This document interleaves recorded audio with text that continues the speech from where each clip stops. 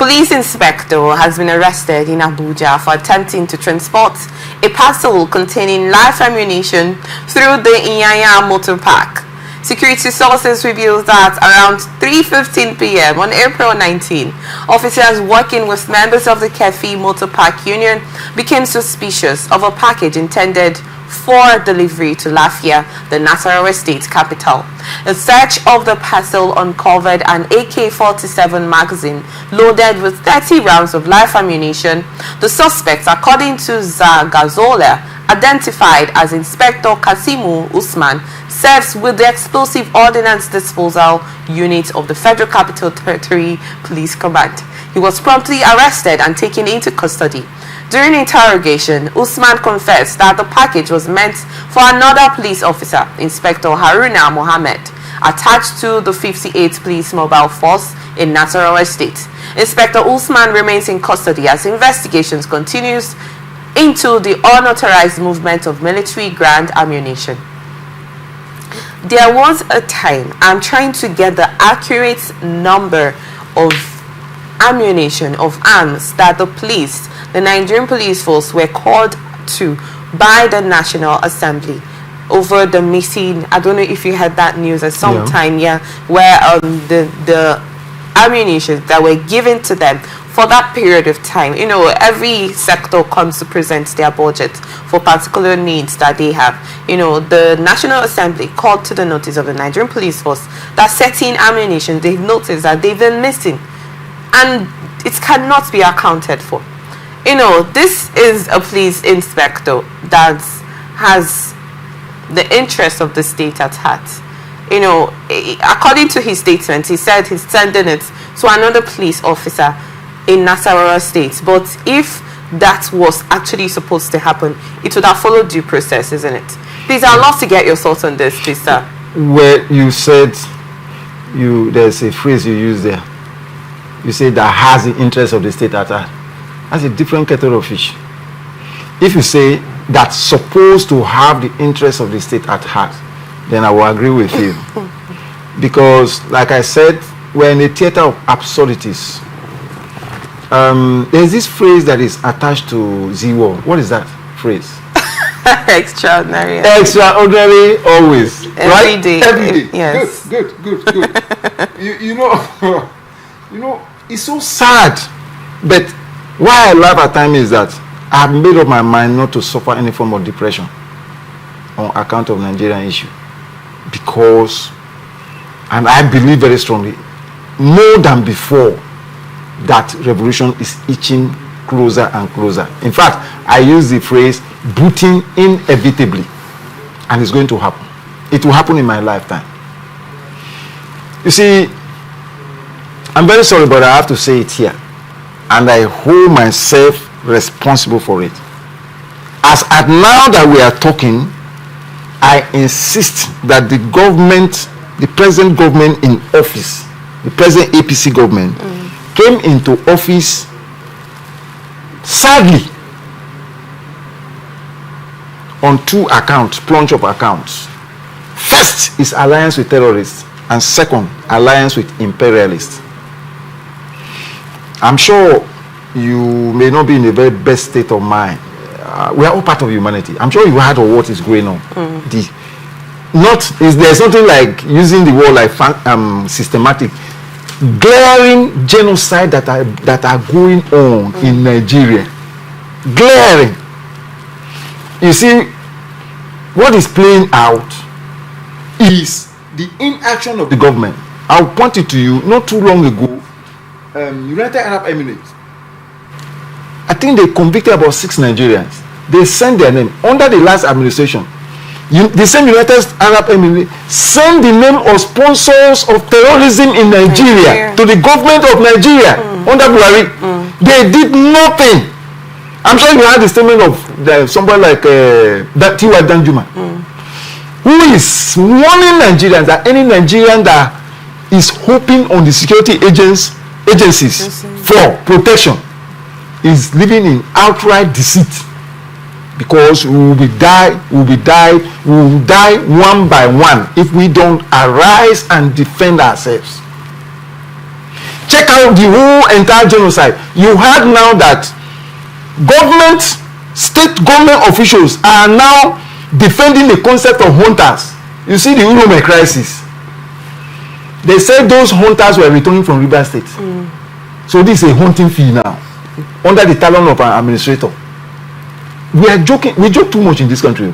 I'm being very honest to you. We joke too much. This is a tip of the iceberg. This very thing under consideration. If you are aware of what is going on. In Port Harcourt here. That is why I am relying on a High Court judgment delivered in 1969, which has never been vacated, against open grazing. That every Nigerian rise up and kill any cow that enter your farm to destroy your crops. Because what is happening here is intolerable. You see those who are supposed to protect us, right?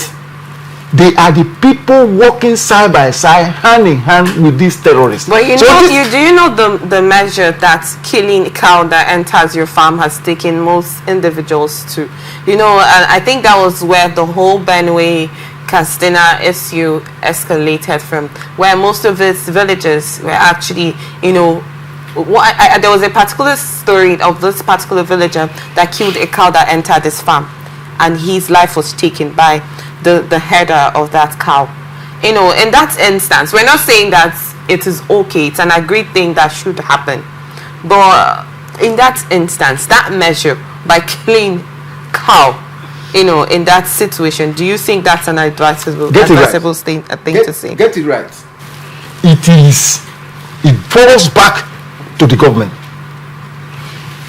Go and check the pages of history. It happened in Ghana here. In fact, currently there is a decision taken by Ghana. Currently, there is a position on the part of Ghana right now that I'm talking to you. This is what is happening in Ghana. If any cattle is found roaming the streets, true, yes. Do you understand? Yes. They will kill it and use it to feed prisoners. It's a win. That's why I said the government is behind it. The government is behind it. So all this man is like a foot soldier. It's like our brothers that I call those who have turned themselves into government-approved armed robbers, who are standing on the road with audacious impunity, using guns that they were provided to protect lives and property to extort money from hapless passengers. Transporters. And then the transporters will now turn that anger. It's just like what they are doing to a particular set of people in this country who are measuring into import, particularly the Easterners. And this government is behind that silly step. You impose unnecessary tariff at the point of entry, and you think you are dealing with that?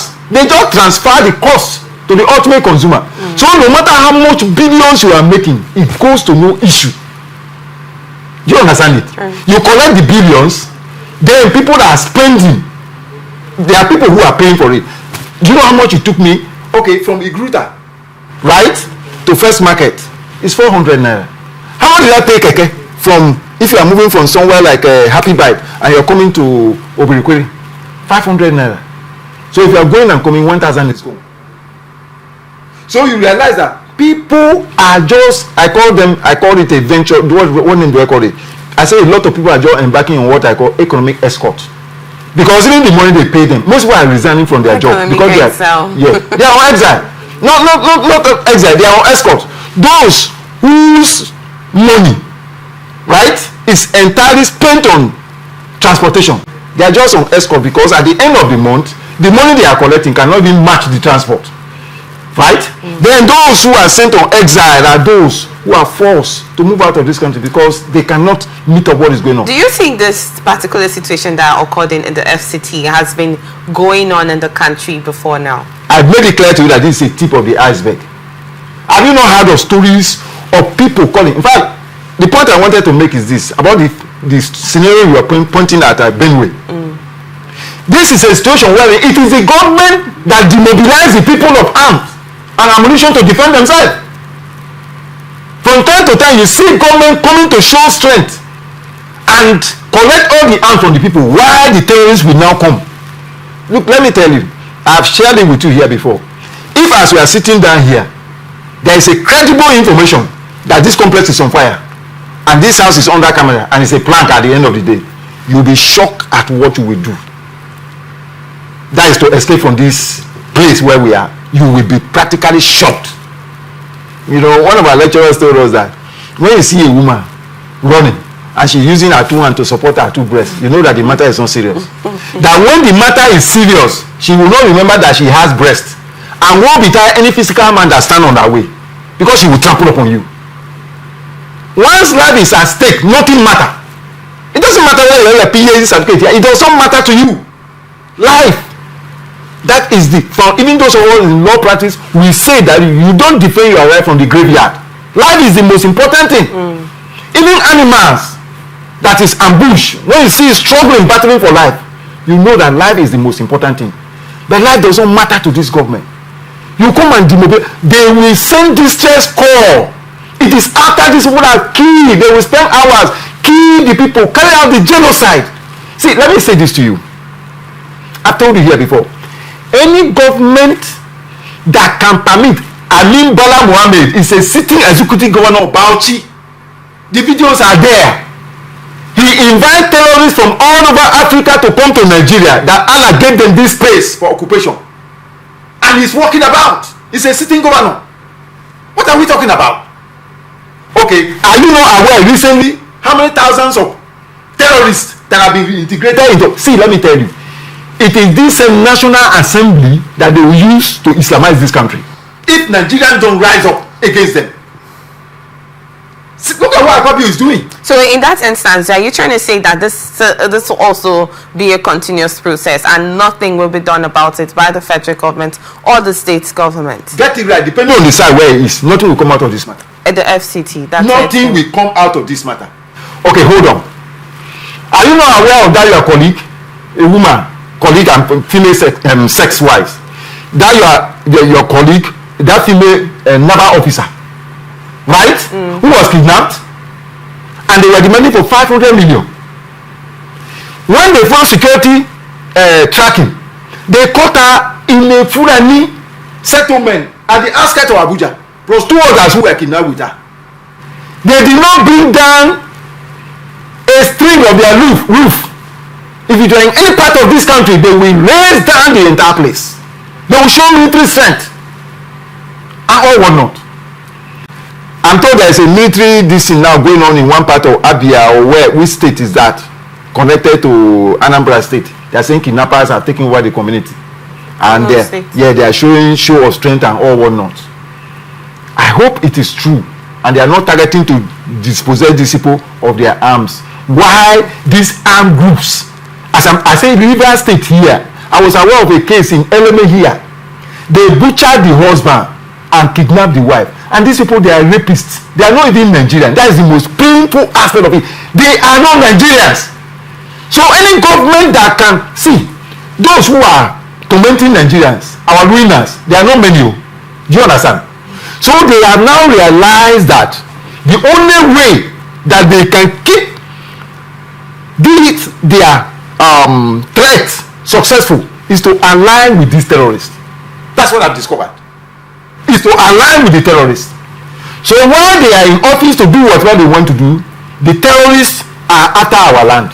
Additional under Buhari said that it is better for you to release your father ancestral land rather than being killed.